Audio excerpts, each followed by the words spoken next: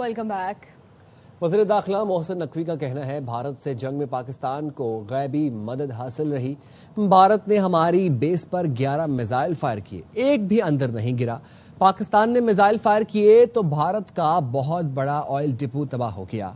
जब field marshal सीना तान कर खड़े थे, कोई परेशानी नहीं थी। अब यौम आज़ादी ज्यादा जज्बे से मनाएंगे। इसराइल ईरान सीज फायर में वज़ीर आज़म का अहम किरदार है, उसके पीछे भी वर्दी है। ईरान इसराइल सीज फायर पर पाकिस्तान को फख्र करना चाहिए।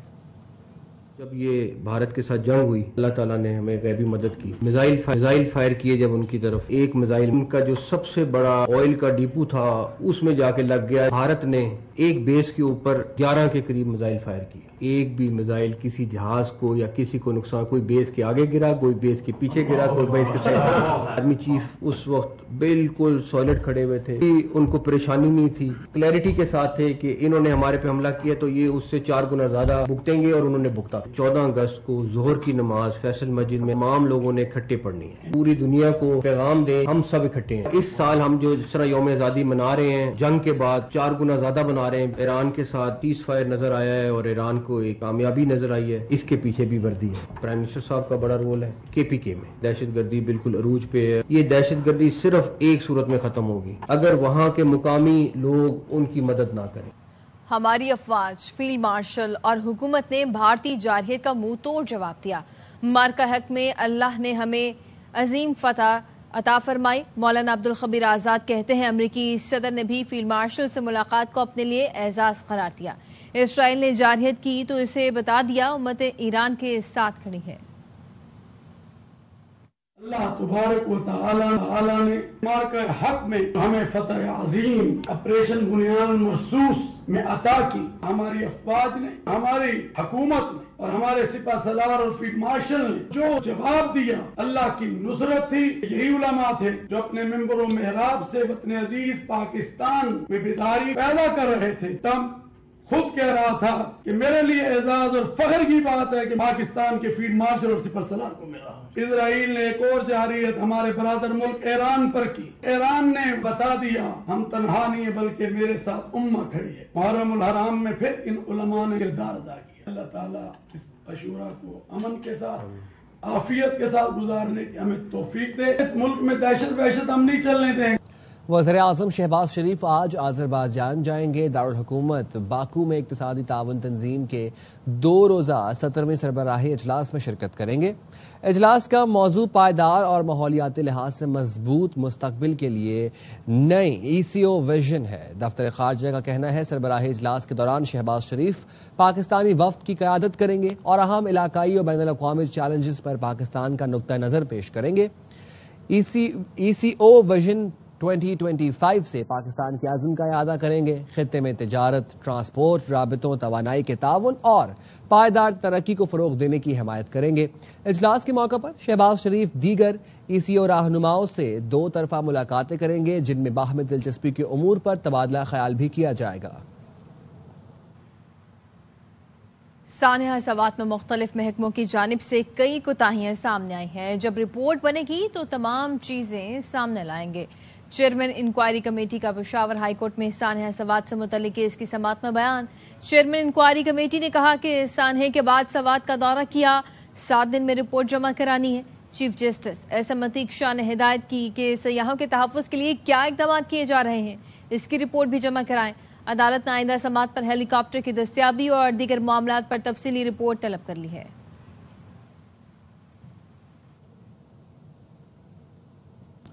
अटक के दरियाए हुरो में सैलाबी रेले में फंसे वाले चरवाहे को रेस्क्यू कर लिया गया। जानवरों को चरवाते हुए 45 साला शब्बीर सैलाबी रेले में फंस गया था। रेस्क्यू 1122 कामयाब कार्रवाई पर वज़ीर आला पंजाब ने ट्वीट में अमले को शाबाश दी। सूबाई वज़ीर सेहत और एमरजेंसी सलमान रफीक ने भी रेस्क्यू अमले को शाबाश दी। चित्राल में गर्मी की वजह से ग्लेशियर्स तेजी से पिघल रहे हैं। दरियाए चित्राल में पानी का बहाव बढ़ने से पानी आबादी में दाखिल हो गया। मुतासर अफराद नकल मकानी करके महफूज मकामात पर खैमों में जिंदगी गुजारने पर मजबूर हो गए हैं। इस बारे में बता रहे हैं हमारे नुमाइंदे सैयद नजीर हुसैन शाह। شدید گرمی کے باعث دریائے چترال میں پانی کا بہاؤ بڑھ کئی نشیبی علاقے زیر آب آئے ہیں اور ابھی کٹاؤ کا سلسلہ بدستور جاری ہے۔ اپر چترال کے انتہائی درافتادہ گاؤں پور یارخون میں 8 رہائشی مکانات اور ایک پرائمری اسکول میں پانی داخل ہو چکا ہے، جس کے باعث متاثرہ افراد نقل مکانی کر کے محفوظ مقامات پر خیموں میں زندگی گزارنے پر مجبور ہو گئے ہیں اور حکومتی امداد کے منتظر ہیں۔ محکمہ موسمیات کے مطابق چترال کے دونوں اضلاع میں اس وقت گرمی کی لہر جاری ہے اور مزید 2 دن تک موسم خشک اور گرم رہنے کی پیشگوئی کی ہے۔ کراچی کے مختلف علاقوں میں ہلکی بارش اور بوندا باندی کا سلسلہ وقفے سے جاری ہے، جس سے موسم خوشگوار ہو گیا۔ محکمہ موسمیات نے آج اسلام آباد، پنجاب، کے پی اور آزاد کشمیر میں بارش کی پیشگوئی کی ہے۔ بعض مقامات پر موسلادھار بارش کا امکان ہے۔ سندھ اور بلوچستان میں کہیں کہیں بارش متوقع ہے۔ پی ڈی ایم اے کی جانب سے کے پی میں 5 سے 11 جولائی تک موسلادھار بارشوں کا الرٹ جاری کیا گیا ہے۔ دریائے چترال، دریائے سوات، دریائے پنجگورہ اور دریائے کابل میں طغیانی کا خدشہ ہے۔ کراچی میں مانسون کے دوسرے سپیل کی انٹری ہو گئی ہے۔ صبح بوندا باندی ہوئی، رات تک سلسلہ جاری رہے گا۔ محکمہ موسمیات کا کہنا ہے شہر عقائد میں 8 سے 11 جولائی تک ہلکی بارش متوقع ہے۔ فی الحال تیز بارش کا امکان نہیں ہے۔ تفصیل جانتے ہیں روحا فاطمہ سے، جو اس وقت ڈپٹی ڈائریکٹر میٹ انجم نذیر کے ساتھ موجود ہیں۔ بالکل، دیکھیں کراچی کا موسم جو ہے وہ اس وقت کافی زیادہ خوبصورت ہو چکا ہے۔ میں اس وقت موجود ہوں محکمہ موسمیات کے دفتر میں اور میرے ساتھ اس وقت ڈپٹی ڈائریکٹر انجم نذیر زیغم صاحب موجود ہیں۔ آئیے ان سے جانتے ہیں یہ جو رمجھم کا سلسلہ ہے کیا یا پھر ابھی تیز بارش کا امکان ہے؟ مانسون کا آپ اس کو سیکنڈ سپیل کہہ سکتے ہیں۔ اس دوران کراچی میں جو ہے وہ ہلکی بارش یا بوندا باندی کی ہی توقع ہے۔ اسکائز جو ہیں وہ پارٹلی کلاؤڈی سے موسٹلی کلاؤڈی رہیں گے۔ اس دوران رات گئے یا صبح کے اوقات میں بوندا باندی یا ہلکی بارش ہو سکتی ہے۔ فی الوقت کراچی میں کوئی شدید بارش کے امکانات موجود نہیں ہیں۔ کراچی میں جو ہے وہ اسی طرح لائٹ رین ہی رہے گی، مطلع ابر آلود رہے گا اور کراچی کا موسم جو ہے وہ کہیں اسی طرح آئندہ چند روز تک خوشگوار رہے گا۔ جی، سوات انتظامیہ کا تجاوزات کے خلاف آپریشن ایک بار پھر تعطل کا شکار ہو گیا۔ آج آپریشن کے لیے انتظامیہ کی ٹیم نہ پہنچ سکی۔ مزید جانتے ہیں شہزاد عالم سے۔ جی شہزاد۔ دریائے سوات کے کنارے تجاوزات کے خلاف آپریشن ایک بار پھر تعطل کا شکار ہو گیا ہے اور گزشتہ روز دوپہر کو آپریشن کے روکنے کے بعد آج صبح سے انتظامیہ غائب ہے، کہیں بھی آپریشنل ٹیم دکھائی نہیں دے رہی ہے اور پیزاگٹ تک جو آپریشن کیا گیا ہے جس میں تقریباً 40 تک تجاوزات کو مسمار کیا گیا اور تحصیل بابوزئی میں تقریباً 14 تجاوزات کو مسمار کیا گیا، لیکن خواجہ خیلہ، بحرین، مدین، کالام یا دیگر جو بالا علاقے وہاں پر تاحال آپریشن شروع نہیں کیا جا سکا۔ عام لوگ ہیں، ان کے ریسٹورنٹ، ہوٹل ہو اور اس کو مسمار کرنے کے بعد بااثر لوگوں تک پہنچنے کے بعد انتظامیہ کا آپریشن رک گیا ہے۔ انڈس ہائی وے پر سفر کرنا مشکل ہو گیا ہے، جگہ جگہ گڑھے ہیں۔ ڈیائی خان میں سیکیورٹی نہیں، انڈس ہائی وے پر جنگل کا قانون ہے، پھر ہم کہتے ہیں کہ جنوبی اضلاع میں دہشت گردی ہے۔ پشاور ہائی کورٹ میں انڈس ہائی وے کی خراب صورتحال کے کیس میں chief justice S M Atiq Shah کے ریمارکس، کہا کہ عوام ہر چیز پہ ٹیکس دیتے ہیں، ماچس کا ڈبہ خریدنے پر بھی ٹیکس ہے، عوام کو کیا سہولتیں دیتے ہیں؟ کیا ہم یہ حکم دیں کہ انڈس ہائی وے بند کریں؟ این ایچ اے کے وکیل نے بتایا کہ فنڈز کی کمی کی وجہ سے کام سست روی کا شکار ہے۔ چیف جسٹس عتیق شاہ نے ریمارکس دیے کہ 2018 کا پروجیکٹ ابھی تک مکمل نہیں ہوا، فنڈز باقی چیزوں کے لیے ہیں لیکن اس طرح کے کام کے لیے نہیں۔ عدالت کے استفسار پر این ایچ افسر نے بتایا کہ ابھی ہمیں 7 ارب روپے چاہیے۔ چیف جسٹس عتیق شاہ نے ایڈیشنل اٹارنی جنرل کو ہدایت کی کہ وفاق کے ساتھ اس پر بات کریں، اب مزید تاخیر نہیں ہونی چاہیے۔ 3 ماہ دیتے ہیں انڈس ہائی وے پر کام کے حوالے سے، پھر رپورٹ جمع کرائیں، اس کے بعد کام نہیں ہوا تو پھر آپ ذمہ دار ہوں گے۔ بانی پی ٹی آئی کے خلاف 10 ارب ہرجانہ کیس کی سماعت کے دوران شہباز شریف آج ویڈیو لنک کے ذریعے سیشن عدالت میں پیش نہیں ہوں گے۔ عابد خان اس حوالے سے ہمیں مزید اپڈیٹ بھی کر رہے ہیں۔ جی عابد۔ جی بالکل جی، آج جو ہے وہ بانی پی ٹی آئی کے خلاف وزیر اعظم کے 10 ارب ہرجانہ کیس کی سماعت ہونی ہے اور وزیر اعظم آج ویڈیو لنک پر پیش نہیں ہوئے۔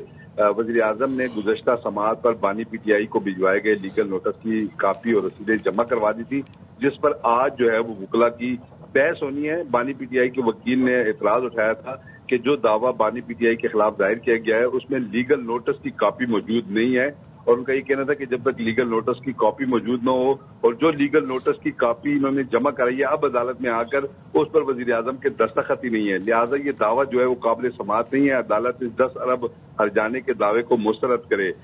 میں یہ بتاتا چلوں کہ وزیر اعظم پاکستان نے بانی پی ٹی آئی کے خلاف پاناما لیکس میں رقم کی پیشکش کرنے کے الزام عائد کرنے پر 10 ارب ہرجانے کا دعویٰ دائر کر رکھا ہے، جس پر وزیر اعظم ویڈیو لنک کے ذریعے پیش ہوتے ہیں اور ان پر بانی پی ٹی آئی کے وکلا جرا بھی کر چکے ہیں۔ جی ٹھیک ہے، بہت شکریہ۔ پہلے آئین کو توڑ کر پی ٹی آئی کا مینڈیٹ چوری کیا، اب مخصوص نشستوں کے خلاف فیصلہ دے دیا، یہ پاکستان کی تاریخ پر بدنما داغ ہے۔ پورا زور لگا لیں، سیاسی طور پر میری حکومت گراتی تو سیاست چھوڑ دوں گا، وزیر اعلیٰ کے پی کا دیگر رہنماؤں کے ساتھ پریس کانفرنس میں challenge. Chairman P T I barrister Gohar نے کہا خیبر پختونخوا میں جسے عدم اعتماد لانے کا شوق ہے پورا کر لے، بانی جس طرح کہیں گے اسی طرح کی تحریک چلائیں گے، حکومت سے مذاکرات کے لیے کمیٹی بھی بنائی، کچھ حاصل نہیں ہوا۔ علی امین گنڈاپور کی زبان سے نکلنے والے الفاظ مودی کے الفاظ تھے۔ نون لیگ کے رہنما بلال اظہر قیانی کی پروگرام خبر میں گفتگو، کہا علی امین گنڈاپور مودی کی زبان بول رہے تھے، سیاست کا لبادہ اوڑھ کر بار بار اداروں پر الزامات لگائیں، یہ بالکل برداشت نہیں کیا جائے گا۔ پی ٹی آئی کو علی امین گنڈاپور کے بیان سے متعلق وضاحت کرنی چاہیے، علی امین گنڈاپور کو اپنے بیان پر غیر مشروط معافی مانگنی چاہیے۔ طور پہ بات کہوں گا جی، جو الفاظ علی امین گنڈاپور کے منہ سے نکل رہے تھے یہ مودی کے الفاظ، یہی زبان مودی استعمال کرتا ہے، یہی زبان مودی یہاں پہ دہشت گردی کے متعلق استعمال کرتا ہے، یہی زبان مودی پاکستان کی فوج کے متعلق استعمال کرتا ہے جو آج علی امین گنڈاپور صاحب بول رہے تھے۔ ہم جب کہتے ہیں کہ یہ ڈی چوک پر قبریں کھودنے والی جماعت ہے، یہ 9 مئی والی جماعت ہے، تو یہ ناقابل قبول ہے، یہ سیاست سے بڑھ کر ہے۔ چیز بار بار برداشت نہیں ہو سکتی کہ آپ سیاست کا لبادہ اوڑھ کر ایک صوبے کی چیف منسٹرشپ کی سیٹ پر بیٹھ کر بار بار آپ اس طرح کی بات کریں، بار بار آپ دھمکیاں دیں، ناقابل قبول ہو کہ پی ٹی آئی کی بقیہ قیادت جو ان کے رائٹ لیفٹ لوگ بیٹھے ہوئے تھے، یہ ان کی آج ٹیسٹ ہے، یا تو وہ اس زبان کو واضح طور پر ڈسون کریں۔ Anything less than a complete apology, categoric apology, unconditional apology بقیہ جماعت، سیکرٹری جنرل ہے جماعت کے، چاہے وہ اسد کے اثر ہیں، سابق اسپیکر ہیں، چاہے وہ خیبر پختونخوا کے ان کے صدر ہیں جنید صاحب ہیں، جتنے بھی لوگ ہیں اس کے لیے معذرت کریں۔ پی ٹی آئی رہنما راجہ بشارت نے اسپیکر پنجاب اسمبلی کے کنڈکٹ پر اعتراض کر دیا، کہا کہ اسپیکر پنجاب اسمبلی کا ہمارے ارکان اسمبلی کو 15 سیشنز کے لیے معطل کرنا غلط ہے، ہمارے ارکان کے خلاف ریفرنسز بھیج رہے ہیں جبکہ ریفرنس اسپیکر کے خلاف بنتا ہے۔ اسپیکر نے رولز کو پامال کر کے ڈپٹی اسپیکر سے اجلاس کی صدارت کرائی اور خود تقریر کی، ایسا پارلیمانی تاریخ میں کبھی نہیں ہوا۔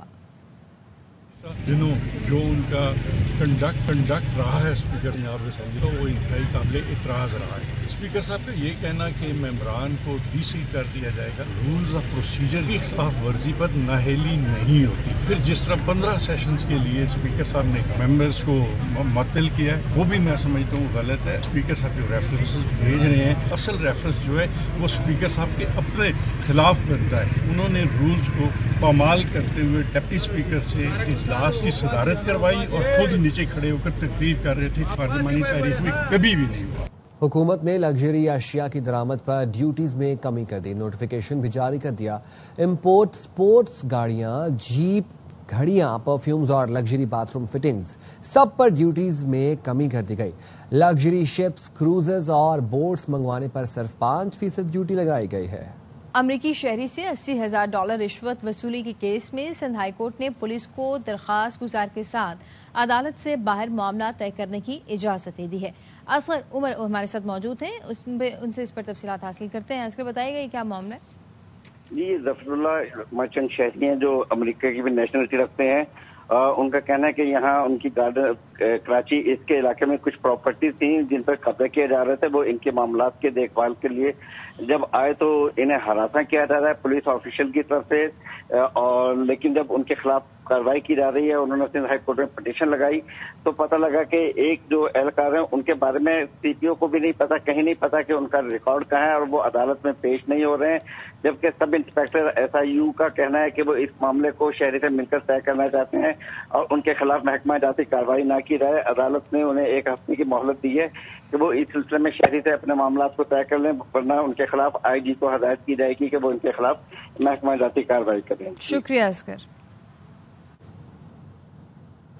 غزہ میں 60 دن کی جنگ بندی کے بعد معاہدے پر ڈیڈ لاک برقرار ہے. حماس کا کہنا ہے امریکی صدر ڈونلڈ ٹرمپ کی جنگ بندی تجویز کا جائزہ لے رہے ہیں.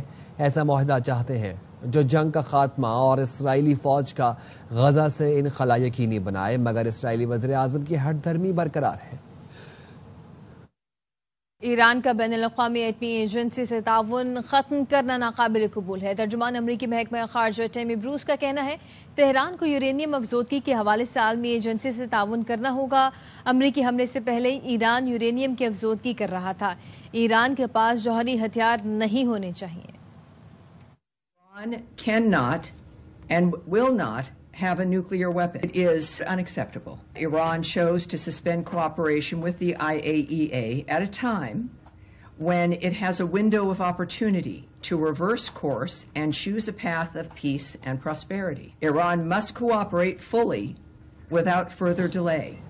امریکی حملوں سے ایران کا ایٹمی پروگرام 2 سال پیچھے چلا گیا ہے. امریکی محکمہ دفاع پینٹاگون کا کہنا ہے کہ امریکی حملوں سے 3 ایرانی ایٹمی تنصیبات تباہ ہوئی.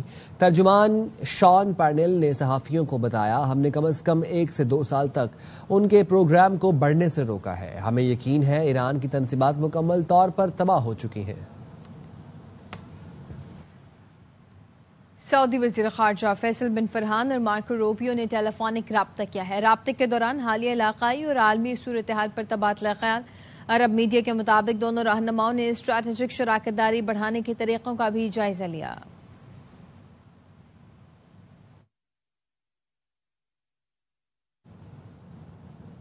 امریکہ آنے والوں کے لیے نئی وارننگ جاری کر دی گئی. ویزا اور گرین کارڈ منسوخ کا نیا قانون نافذ کر دیا گیا. محکمہ امیگریشن کا کہنا ہے دہشت گردی، تشدد کی ترغیب یا ایسی سرگرمی میں امریکہ میں رہنے نہیں دیا جائے گا. قانون توڑنے والوں کے گرین کارڈ اور ویزا منسوخ کیے جائیں گے. وائٹ ہاؤس کا کہنا ہے امریکہ میں غیر قانونی طریقے سے رہنے والا ہر شخص مجرم ہے. امریکی وزیر خارجہ مارکو روبیو کہہ چکے ہیں کوئی بھی طالب علم مظاہروں میں شرکت یا افراتفری پھیلانے آتا ہے تو ویزا نہیں دیں گے. ایک پاگل کمیونسٹ کو نیو یارک تباہ نہیں کرنے دوں گا. عوام یقین رکھیں اختیارات میرے پاس ہیں. امریکی صدر کی نیو یارک کے ممکنہ میئر زہران ممدانی پر پھر تنقید. جواب میں زہران ممدانی نے کہا کہ وہ ملازمت پیشہ افراد کے لیے لڑ رہے ہیں، اس لیے ڈونلڈ ٹرمپ یہ سب کہہ رہے ہیں.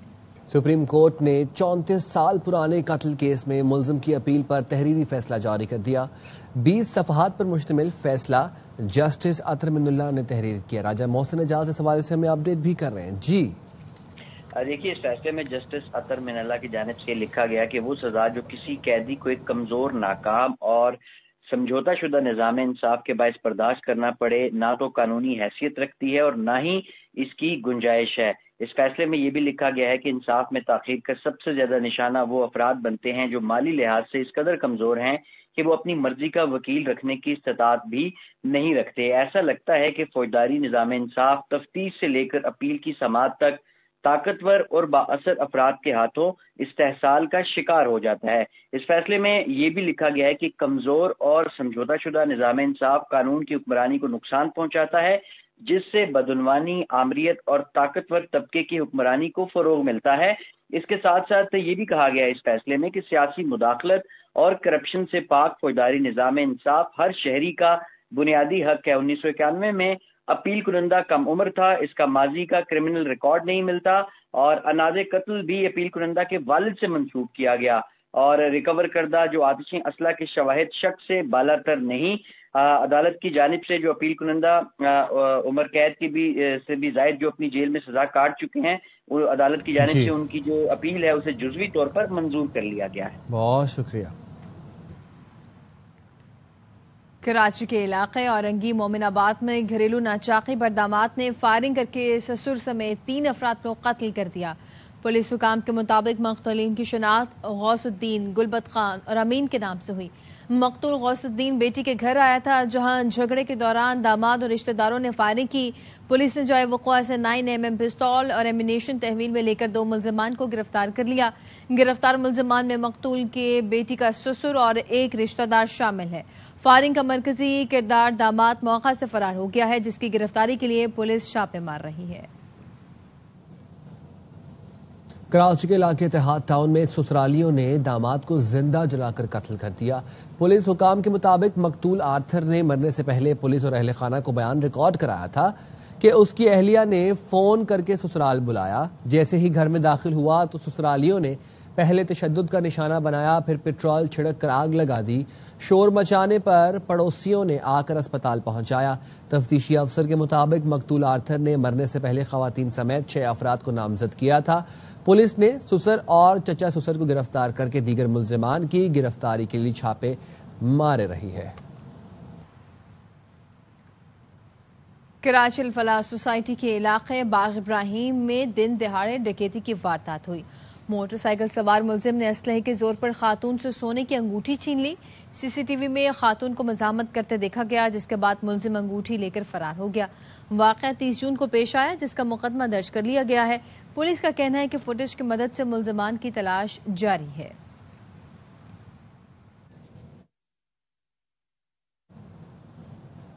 فیصل آباد میں ٹریفک قوانین کی خلاف ورزیوں پر مؤثر کارروائی اور ناجائز چالان کی شکایت کے خاتمے کے لیے ٹریفک پولیس کو جدید باڈی کیمراز فراہم کر دیے گئے۔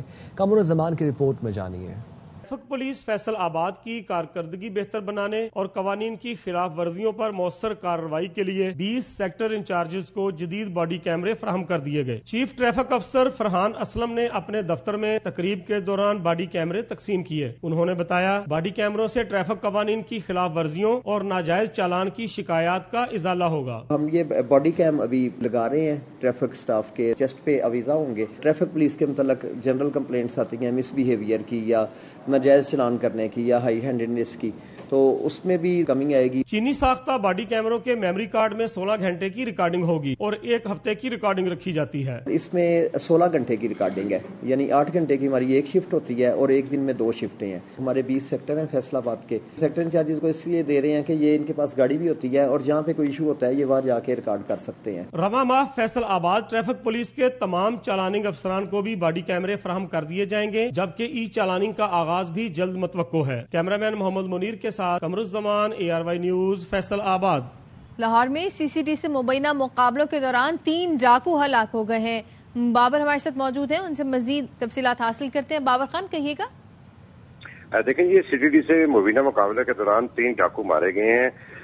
2 ڈاکو جو ہیں یہ سول لائن ڈویژن میں مارے گئے ہیں۔ CCT کے مطابق ملزمان کو نشاندہی کے لیے لے جا رہے تھے کہ ملزمان کے ساتھیوں نے پولیس پر فائرنگ کر دی، جس سے ان کے 2 ساتھی جو ہے ڈاکو عابد اور دلاور مارے گئے، جبکہ ایک جو مقابلہ ہے وہ برکی کے علاقے میں ہوا ہے جہاں پر ایک ڈاکو مبینہ مقابلے میں مارا گیا ہے۔ اس کی شناخت جو ہے حسن کے نام سے ہوئی ہے۔ تینوں کی لاشیں مردہ خانہ منتقل کر دی ہیں۔ CCT کے مطابق یہ تینوں ڈاکو ڈکیتی، رازدانی اور قتل کی وارداتوں میں مطلوب تھے اور ان پر متعدد مقدمات بھی درج تھے۔ جن ساتھیوں کی فائرنگ سے یہ مارے گئے ہیں ان کی گرفتاری کے لیے چھاپے مارے جا رہے ہیں۔ بہت شکریہ اسکر۔ وزیراعظم کی زیر صدارت کیش لیس اور ڈیجیٹل معیشت کے حوالے سے جائزہ اجلاس ہوا۔ Digital payments, innovation and innovation کے حوالے سے تجاویز اور حکمت عملی پر بریفنگ دی گئی۔ وزیراعظم نے کہا معیشت میں شفافیت لانے کے لیے ڈیجیٹل ٹرانزیکشن سسٹم ناگزیر ہے۔ شہریوں اور کاروباری اداروں کے درمیان ادائیگی کو آسان بنانا ضروری ہے۔ ڈیجیٹل سسٹم کے استعمال کے بارے میں آگاہی بڑھانا وقت کی ضرورت ہے۔ پنجاب میں کسانوں نے جدید طرز پر مشینوں سے چاول کی کاشت شروع کر دی ہے۔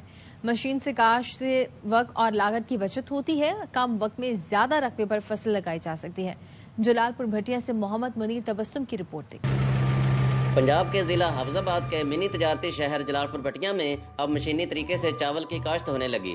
زمینداروں کا کہنا ہے کہ مشینی طریقے سے ہم تھوڑے مزدوروں سے زیادہ کاشت کروا سکتے ہیں۔ وقت کی بچت ہوندی ہے اور پودے جڑے نے وہ قطاراں وچ لگدے نے تے پھلن پھولن وچ آسانی پیدا ہوتی ہے۔ محکمہ زراعت کے جدید طریقوں کے عین مطابق مشینی طریقے سے کی گئی کاشت پہ لاگت کم ہوتی ہے اور چاول کی پیداواری صلاحیت کو بڑھانے میں بھی مددگار ثابت ہوتی ہے۔